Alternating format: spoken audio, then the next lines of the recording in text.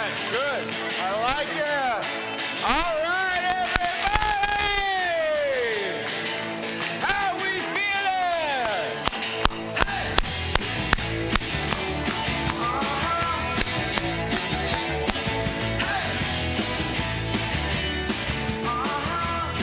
All right. Now, you got my clicker, Pete? There it is.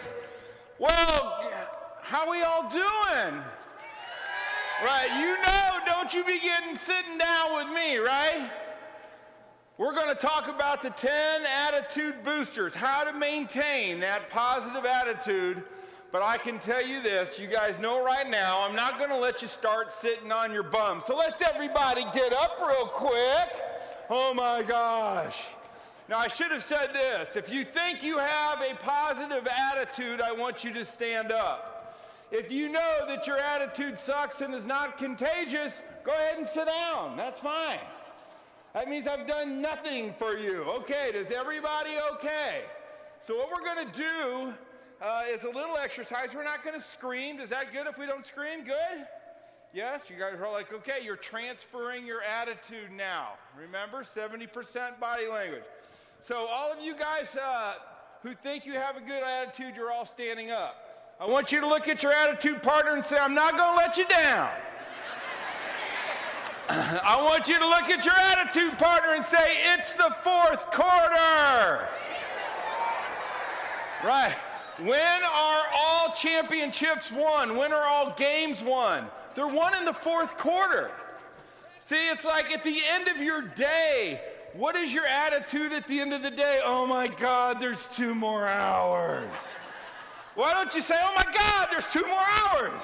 I got stuff to do. I always believe that if you can have and be more productive in the final hour of your day than you were at the beginning of your day, that's how you become a champion. That's how you feel inside your body. That is your attitude. That is your mindset. Make the last hour of your day the best hour of your day. Guess what? I know you're going to cheer. This is the last hour of your day. Yes? All right. Now we're going to do a little, participatory exercise here to find out if your attitudes are really as good as you think. On a scale of 1 to 10, I want you thinking what your attitude is on the level. You guys who did the survey know this, but I just want you thinking about it. And then we're going to see if we have anybody left standing. I want you to stand up if you think you have a positive attitude, which we've done. And I want you to sit down if you. Here we go. Oh, this is going to be so funny. Ready? If you watch the news for a half an hour or more a day, just sit on down. Anybody? Uh-huh. Right? The greatest soap opera in America, cable news. God, we love it. Well, good, very good. Not a lot of you are watching the news, right? The news, is it going to make you a better parent, yes or no? Is it going to make you a better employee or a leader, yes or no? The news has nothing for you. Let's see if we can't get a few of you guys to sit down after this one. How many of you guys have ever complained about the weather or the traffic? Sit down. Oh, there's a lot of you. My God. Is that what healthcare is all about? Are you bitching about the weather or the traffic, or like going to work that's the problem here? My God, there's a lot of, do we have anybody left standing? Raise your hand. I took out the whole room with 2 of it? Are you kidding me? Well, I'll just give you a couple of other what I call negative attitude boosters. If you read the newspaper online every day, you know, Google's amazing. They know how to bring up stories that will make you feel like crap every time. Right? I noticed like when we were all praying, our heads were down. I'm like, are they looking at their cell phones or are they praying? Like it's crazy. All right, do you discuss work problems at home? Look at you. Yes, we do. Right? Do you discuss home problems at work? Who does that? Say aye. Okay, remember, don't do that. Remember, at work, 80% of the people don't care, and 20% of the people are happy that you're actually going through what you're going through. Right? It's like, don't be bringing that stuff to work. Nobody cares, and they're happy. Do you ever get angry and upset and stop talking to your mate for 8 hours?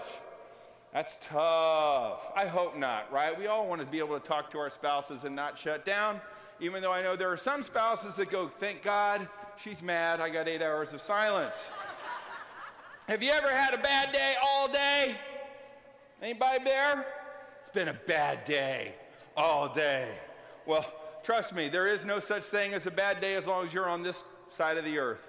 Most people think they have a positive attitude, but the reality is most people don't have a positive attitude.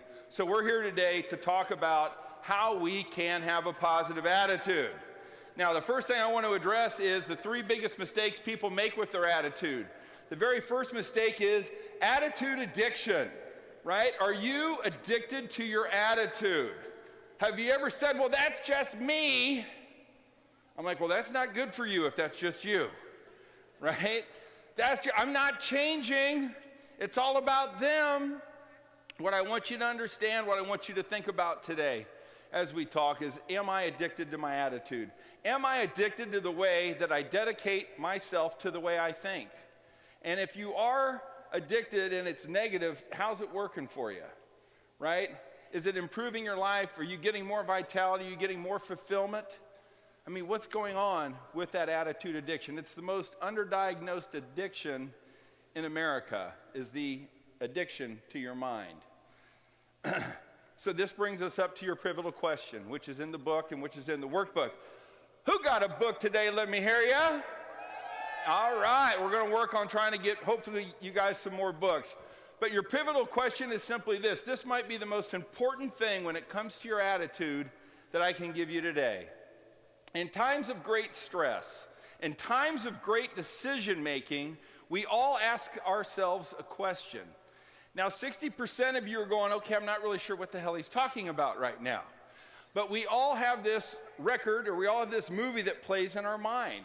We all have this question that is in our mind as we walk around all day that we keep asking ourselves all the time.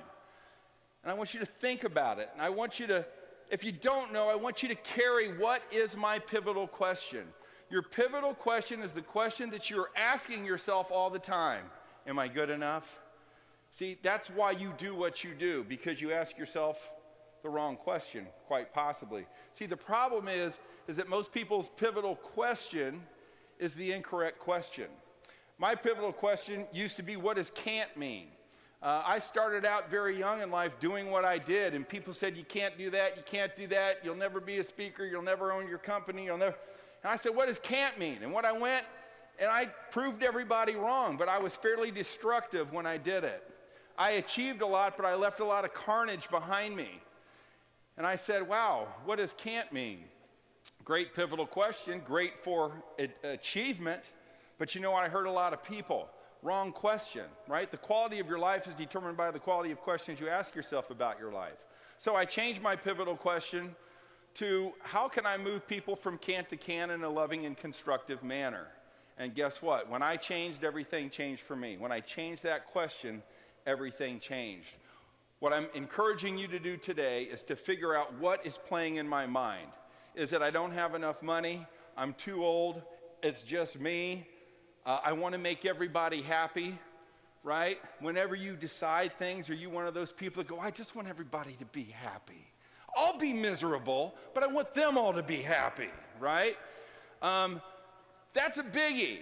And I think if everybody walked out of here and said, am I asking myself the right question? Am I playing the right movie in my head? If everybody walked out of here with more awareness and more insight of what they're asking themselves, you're going to find out that everything can change for you if you change your pivotal question. The second biggest mistake we have are bad beliefs, right? We've all heard this before, but it happens. Do you realize that we are the only species on Earth that can wake up absolutely pissed off thinking about something that's going to happen at 1 o'clock, yes or no? Are you with me on this? You're like, oh my God, I've got to meet, or I've got to do this review, or whatever it might be. But like, are you guys with me here? Do you hear me? Say aye if you hear me. Do you wake up? Are you sitting there going, wow, I do that all the time, Glenn, oh my God. But like, we like think about this stuff. And bad beliefs are not good, and they're not good for your attitude. So is what you're believing true? We're going to talk about that in a little bit. Do you awfulize or do you awesomize? Right? Do you know people that awfulize on everything they do? Do you know people that aren't happy unless they are absolutely pissed off every minute of the day? Say aye, right? I got them in my life, right? I'm not happy, I need to be mad. I need to awfulize it all. So the key to attitude development, which I can't help you with today, is how do you see the good in everything? How do you see the good in something that's absolutely awful? Don't have enough time to work through it, but I promise you, for those people that have seen the worst that war has to offer, I've sat down and I've talked to them, and they said, the worst I've ever seen of war has certainly taught me things. There's always a silver lining, there's always something to learn, and in your life, I hope that you, because you have a positive attitude, look for the lesson in everything that might be positive or negative. See, it's the negative thought that creates stress. It's your negative thinking. If you're feeling stressed, and I know you are because I read your surveys, okay? You're feeling stressed because you're thinking and associating about negative stuff. And when you believe negative things, they have consequences to them. And the only reason you believe something is because you don't question it. What I'm asking you to do with your bad beliefs, what I'm asking you to do with your stress, is to say after me, is it true? All right, now all of you did not say anything, which means you're going to keep believing bad stuff. So I want you to think about something that's pissing you off or that's negative or that's not making it good, and I want everybody nice and loud to say, is it true? Is it true? Right, is it true? You got to think about that. Is it true? See, we get so upset about things that aren't even true. Have you ever heard things people talk about you, they run you down, and you go, hell, that's not even true. But I'm getting pissed off and upset about it because it's bad beliefs. I want you to say, is it true? It's the best mechanism you can have to defend against bad beliefs. The last biggest mistake is something called the can't conundrum, right? It's focusing on what you can't be, focusing on what you can't do, and focusing on what you can't have, right? It's focusing on what other people are doing.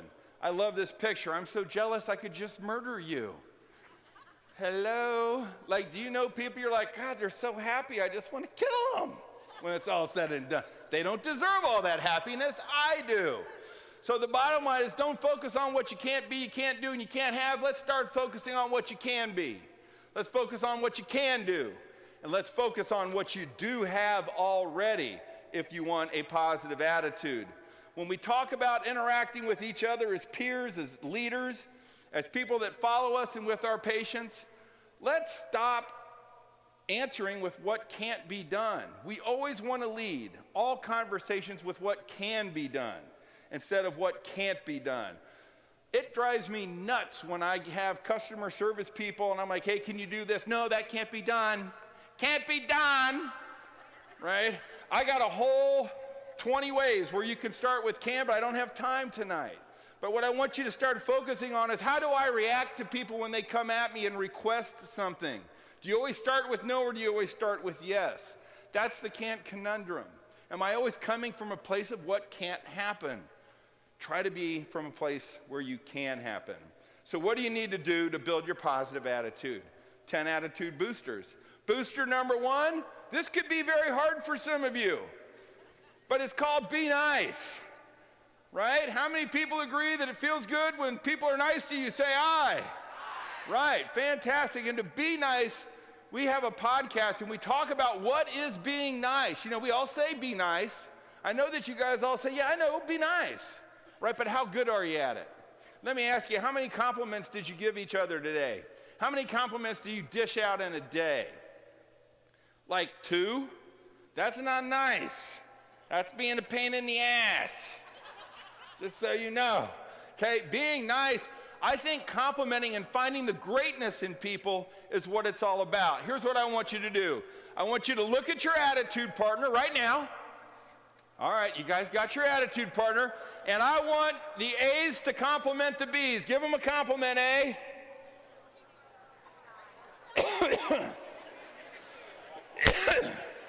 All right, B's. Oh, that's nice. They're hugging over there. That's good stuff. Some of you guys are like, yeah, the 2 guys. I don't want to compliment you. You're a dude, man. That's not cool.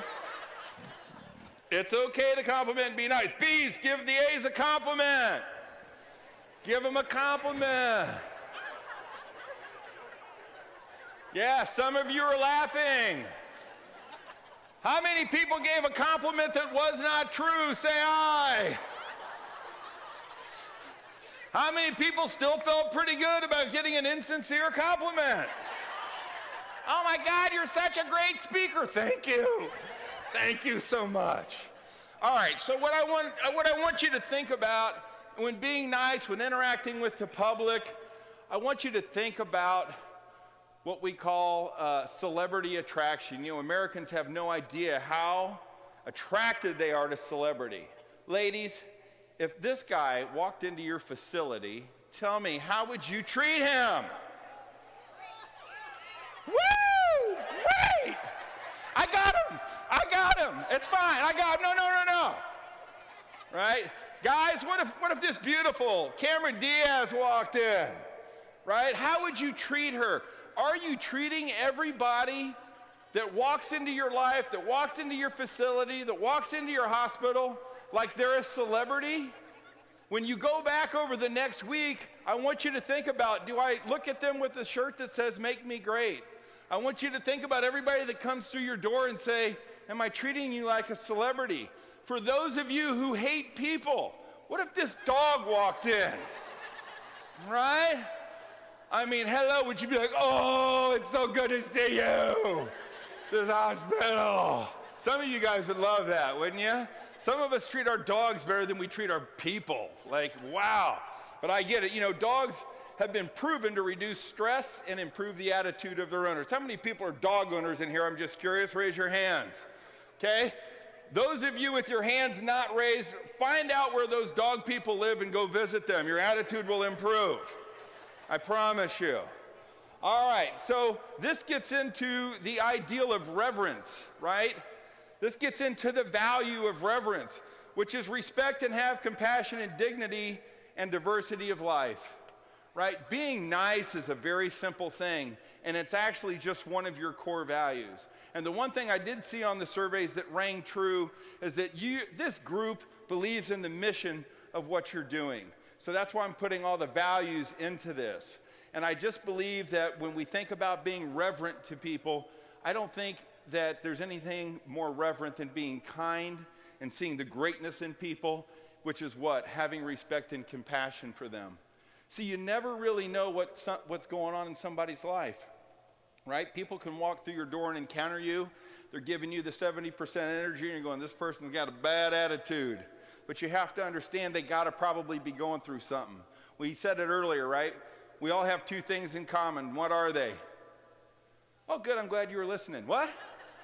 Problems and relationships. And our relationships cause us most of our problems, correct? Right. Let's have compassion for each other because we all are dealing with it. So what have you done for your best coworker? Obviously nothing. Thank God I'm here. All right. So like, when we talk about being nice, I hope you pick something. I hope you pick your attitude partner and you do something nice for them, right? And I'm serious, guys. You got an attitude partner. Don't let up on each other. Stay positive. Be there for each other because it doesn't really matter. If you haven't done something nice for somebody in this room, I suggest you do it, and I promise you, you're going to feel better giving than receiving. Be nice. Because mean people suck, right? Right. Yeah, how about a round of applause for all the mean people that suck? Yay! We don't like them. Attitude booster number 2, have a big goal. Okay, have a big goal. Some of you guys have small goals. Big goals are what pull you through life. Small goals are just achievement. Ask yourself, do I have a big enough goal? Do I have a big enough goal that makes me uncomfortable? Because we're all comfortable being, that gang, good job, all right? So the bottom line is I hope you do have a big uncomfortable goal. And we have goals not for what we will achieve, but for what big goals force us to become. See, you have to change if you're going to have a big goal when it's all said and done. You guys are all champions. You're all leaders, right? Leaders that say, I'm not going to change. you know what? They're in a rut. And the only difference between a rut and a grave is the dimensions. You know what I'm saying? Did you guys like that one? No. All right. I talked about this before. Basic human needs. This is in the book. I'm telling you, your biggest goal, in my opinion, is to help people that you're serving, that you're leading with, and that you're working with to create certainty in their life and help them understand how significant they are to you. Leaders, look at, things don't happen without leaders, but things don't happen when leaders don't help people feel significant. When you don't understand how to put somebody up on a pedestal, maybe when they don't deserve to be. Because sometimes when you put somebody on a pedestal that maybe doesn't deserve it, what you'll find is they will rise to the occasion. And that's called believing in people. So when you go back to see your people, I hope you think about it. When you're talking to your people at your facilities, in your hospitals, I hope you're saying, is the message I'm giving you right now that you have greatness within you? Is the message that I'm communicating to you right now giving you certainty about your job and about your family? And most of all, does it make you feel significant? That's the big goal that I hope you chase. When a customer and or a patient can predict the experience, they have certainty. When people come to Ascension Health, that's what we want. We want to create certainty with the care and with the process. And that creates trust, which creates loyalty. And then we can all, at the next LDFR, have a tattoo artist out back and put that Ascension thing on our arms. What do you guys think of that? Yes or no? Yes, I love it. All right. If 1,000 of you guys get an Ascension Health tattoo, I'll go ahead and do it too. All right. Attitude booster number 3, believe in yourself. Believe in you. Because if you don't believe in yourself, nobody else will. And I think that's a fairly common thing. The question is, do I believe in myself? Right? Have you ever talked yourself out of something really great? How many of you have dreams inside of you? How many of you have a vision inside of you that's bigger than who you are right now? I believe that there's 2 people that sit in your seat, the person that you are and the person that you dream to be. And the only reason that people don't become what they dream to be is because they lack belief in themselves. And if you want to become more attractive and more contagious and be the leader that you're meant to be, I promise you self-belief is going to take you there. Bottom line is you got to take action. Because the second your mind is involved, you are screwed. How many people are awesome at talking yourself out of doing what you know you should do? Say aye. How many people this morning were like, So Mel Robbins, does anybody know who Mel Robbins is? The Mel Robbins Show? Fellow speaker. She's got a show now. And she calls it the 5-second rule. And she calls it living with intention. You all know within what you're supposed to be doing with your life, with your job, and in any situation. And it's those 5 seconds. And when you talk about and trust your intention, right? And you live with intention, and you don't think about what you should be doing, but you act through your intention, things start happening, action starts happening. But those of us who woke up at 4 or 5 before we came down and wanted to exercise, you said, I think I need to hit that treadmill. But you know what? This is a big meeting, and I need to be rested. And that big donut down there isn't going to allow me to run on that treadmill. I'm not exercising. Who's with me? Have you been there? Right? And I don't care what it is, a piece of chocolate cake, your 15th beer at a big football game. I really shouldn't. I know I shouldn't. Then you talk yourself into it. The bottom line is I want you to trust your intention. I want you to think about believing in yourself. Don't let yourself go more than 5 seconds from doing what you know you should do. All right. There we go. All right, so patient care, business operations, they're not departments. It's an attitude, right? It's an attitude. And all those attitudes start with you. Individually, you guys will collectively create what Ascension St. Vincent's is. If you want to be a high-performance person, you need to understand you have unlimited potential, but it's the interference that kills you. And so many of us have more interference than potential in our lives. And we need to identify what's interfering with our high performance.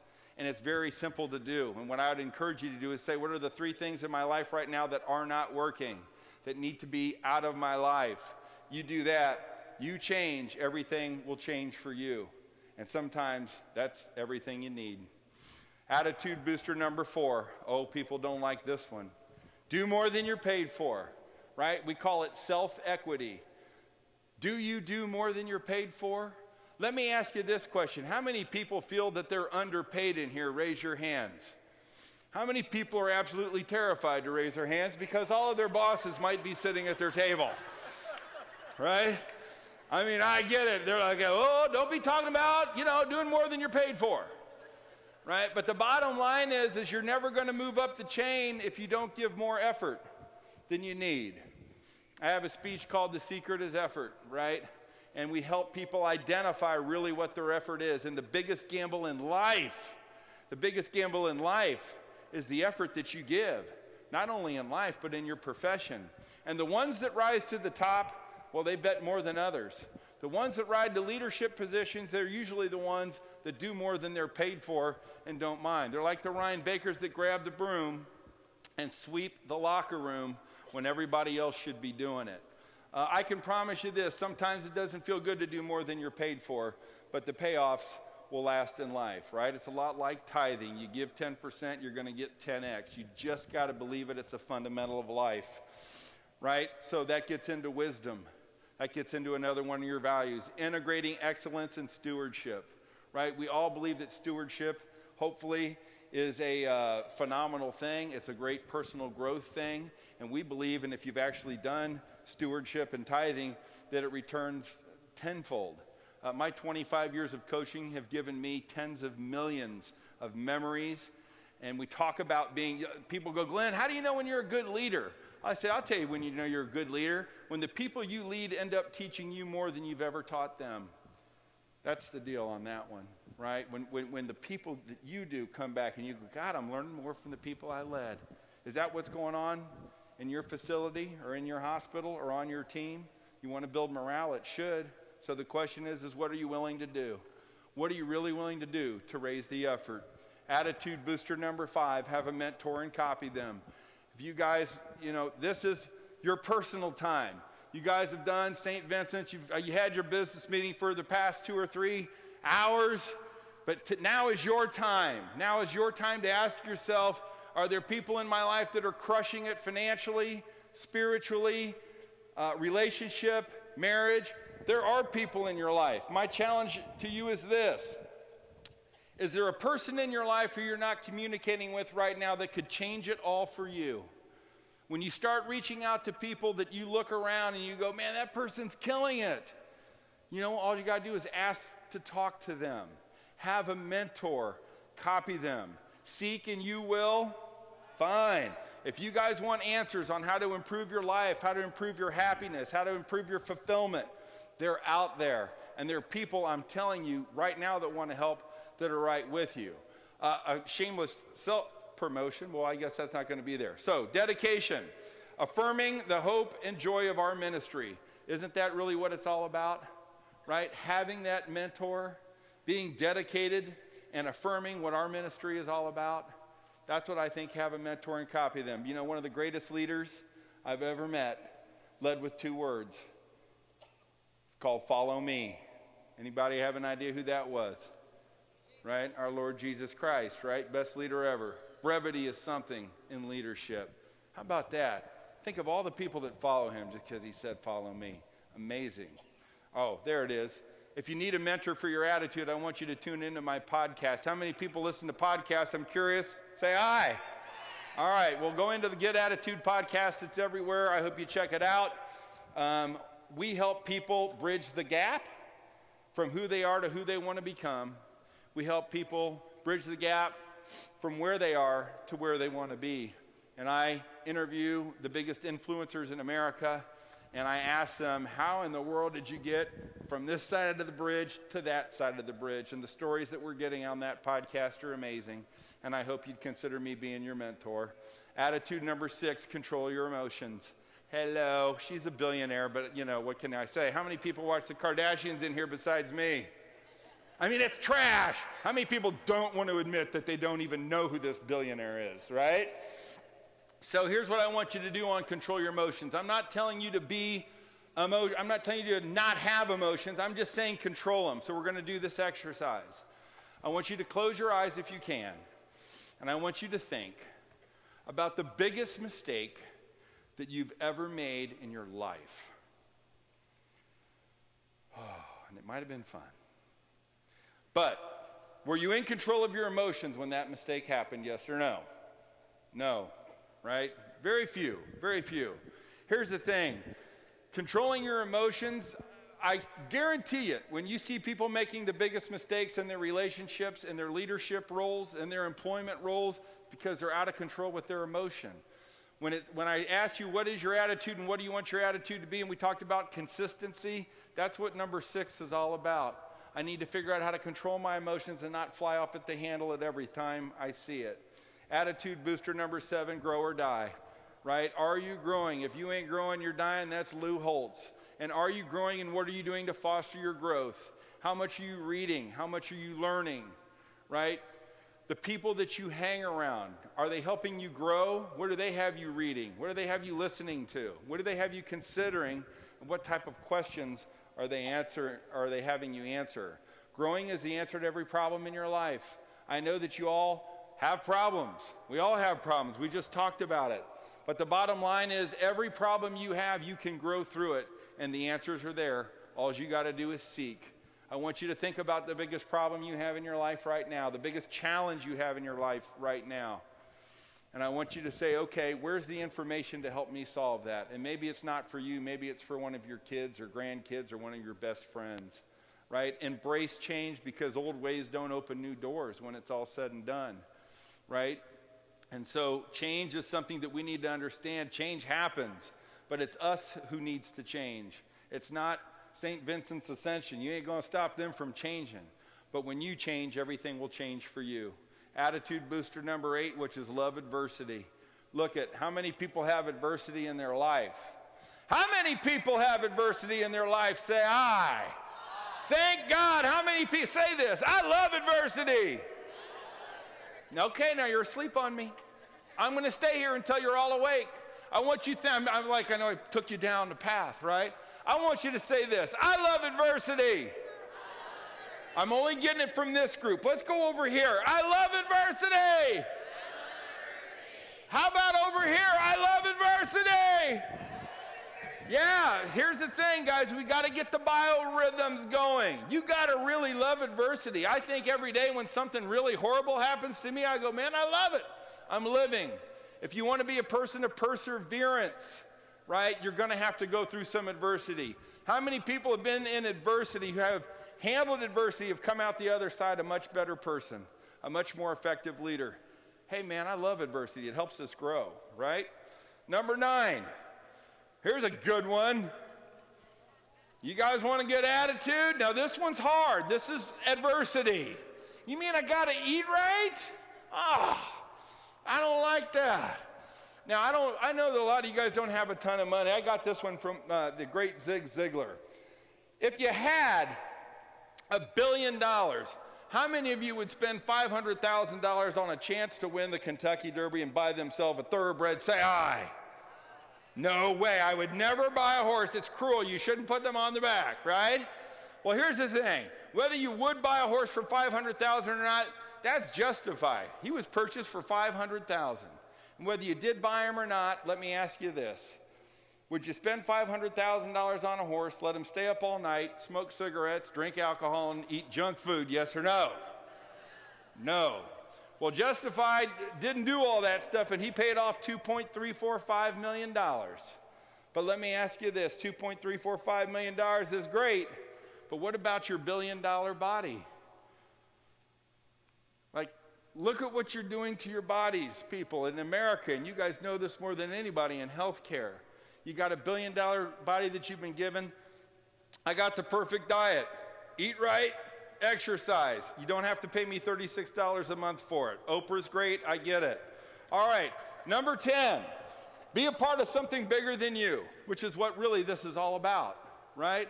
We're all a part of something bigger than us.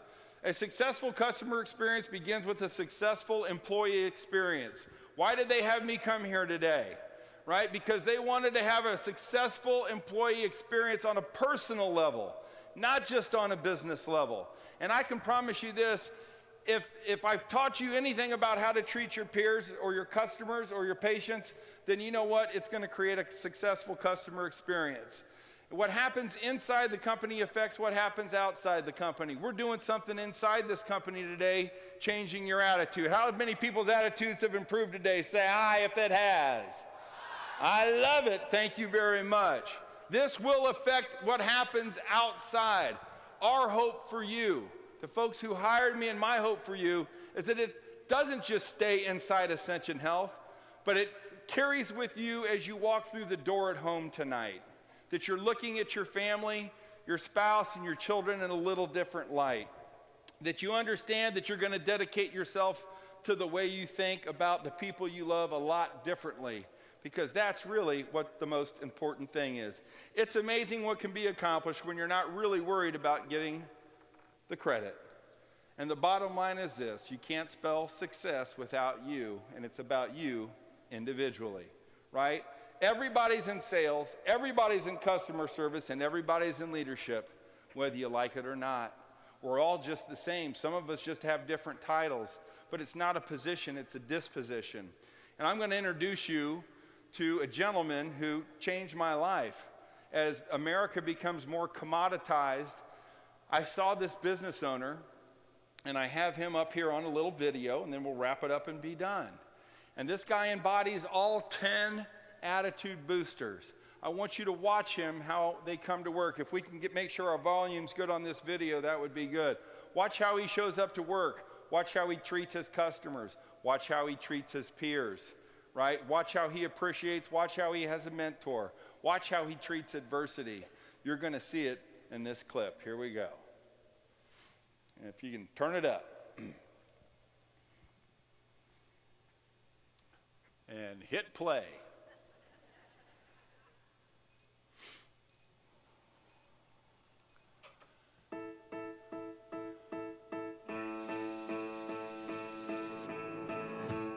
I wake up at 5:30, get in the shower, do my morning routine, and go around 7 o'clock to come to work. I am so excited to go to work, so I do a dance off in the parking lot. It's a dance. How are you showing up?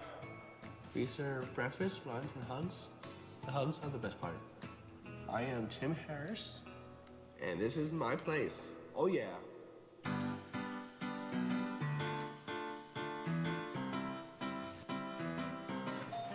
Hey guys, welcome to my place. How are you doing today? I'm good. How are you?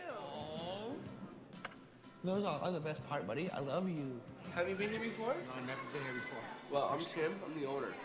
Tim's place is the special place to be at because it's run and operated by me. You guys are doing a great job back here. I love you guys. You guys are the best cooks ever. Since I was a kid, I wanted to own a restaurant, and I asked my dad to help me out. And I'm very glad I did. Thank you, Dad. I love you so much. I love you too, buddy. I'm very proud of you. My favorite part of all is the people coming through that front door. How are you doing today? Good. How are you? Sometimes customers get sad. I give them a hug and they feel a lot better. Oh, thank you, Tim. The hugs are way more important than the food. The food is food, so. How about a double hug? Yep, double hug. Love you guys. I am a mean hugging machine. Oh yeah. I did not let my disability crush the dreams. With people with disabilities, they can do anything they set their minds to. We're special. We are a gift to the world. All right, how about it for Tim? Right. See, food is food, right? Healthcare is healthcare.